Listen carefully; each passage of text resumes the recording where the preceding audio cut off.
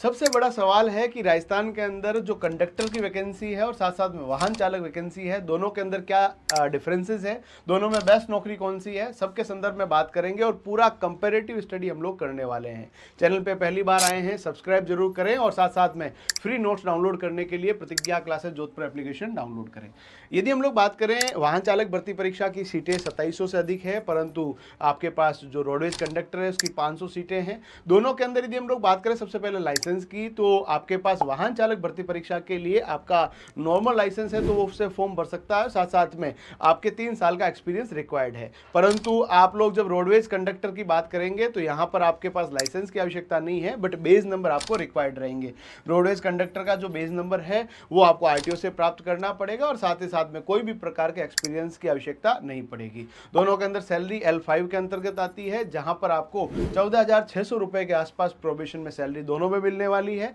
और after probation दोनों की सैलरी लगभग बराबर रहने वाली है, सैलरी में कोई डिफरेंसेस नहीं रहने वाला है। फिर अगला सवाल आता है कि दोनों का एग्जाम पैटर्न क्या है। ऑलमोस्ट सिलेबस दोनों का सेम है, बट जैसे हम लोग बात करें तो कंडक्टर की वैकेंसी के अंदर थोड़ा सा अलग सिलेबस भी दे रखा है, बट हमारे पास जो वाहन चालक भर्ती परीक्षा है उसका चतुश्रेणी के समान सिलेबस है। दोनों का syllabus free of cost download कर सकते हैं प्रतिज्ञा क्लासेस से और कोर्सेज खरीदने के लिए भी आप लोग हमारा एप्लीकेशन चेकआउट कर सकते हैं। साथियों, इसके बाद यदि हम लोग बात करें जॉब प्रोफाइल की, तो वाहन चालक भर्ती परीक्षा के अंदर रोडवेज के अंदर आपका सिलेक्शन नहीं होगा। यहाँ पर आपको जितने बड़े साहब लोग हैं, एसडीएम साहब हो गए, डीएम साहब हो गए और हमारे जितने भी जज साहब हो गए, है ना, ऑफिसर्स हो गए, रेवेन्यू बोर्ड के अधिकारी हो गए, इन सभी की गाड़ी चलाने का काम रहेगा। यानी ऑफिसर के साथ आपका 1-to-1 इंटरेक्शन रहेगा, जो कि आपकी जॉब प्रोफाइल के अंदर एक 4 चांद लगाएगा। यानी यहाँ पर आपके पास बहुत बढ़िया एक्सपोजर रहेगा। बट यदि आप रोडवेज कंडक्टर बनते हैं तो आपके पास रोडवेज को मेंटेन करने का काम रहेगा, सवारियों से जो पैसा लेना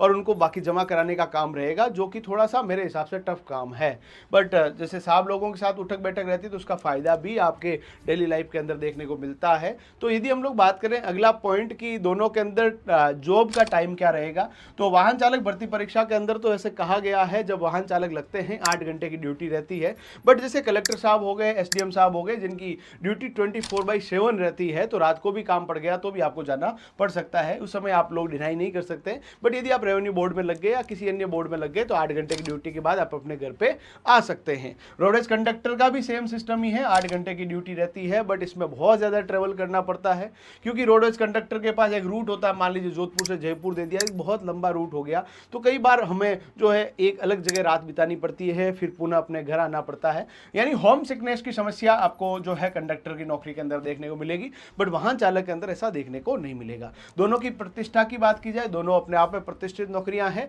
पर चूंकि आप लोग वाहन चालक के अंदर साहब लोगों के साथ रह रहे हैं और साहब लोगों से जनता को भी लगातार काम रहते हैं और डायरेक्ट आप लोगों से साहब से मिल नहीं सकते हैं, तो बीच में एक इंटरमीडिएटर के रूप में आप रहते हैं, तो आपकी भी अच्छी खासी पूछ रहती है। चूंकि कंडक्टर भी अपने आप में प्रतिष्ठित नौकरी है, बट इसका पब्लिक डीलिंग से इतना काम नहीं रहता है, तो वहां पर जो सीधी बात है, आज के जमाने के अंदर लोग उन्हीं से ज्यादा ताल्लुकात रखना पसंद करते हैं जिनसे भविष्य के अंदर किसी भी प्रकार का कार्य निकलवाया जा सकता है। तो यहाँ पर आप लोग दोनों कंपैरिजन हमने डिस्कस कर दिया, सिलेबस देख लिया, उसके बाद हम लोगों के पास वैकेंसी की संख्या देखी जाए तो कंडक्टर में कम है, वाहन चालक भर्ती परीक्षा के अंदर ज्यादा सीटें हैं। अब मैं अपना ओपिनियन देता हूं कि दोनों के अंदर बेस्ट कौन सी है। यदि आपको लगता है कि मेरे पास एक ऐसी जॉब हो जहां पर मैं अपना आपका डेमो भी दिखा सकूं और साथ साथ में जो है मैं लोगों का काम भी करवा सकूं और जितने बड़े लोग हैं उनके साथ उठक बैठक का मेरा बढ़िया अच्छा रूटीन रहना चाहिए, तो आप वाहन चालक भर्ती परीक्षा की तरफ जा सकते हैं, जहां पर आपको जो है अच्छी सीटें भी आपको देखने को मिल रही है और नंबर ऑफ वैकेंसी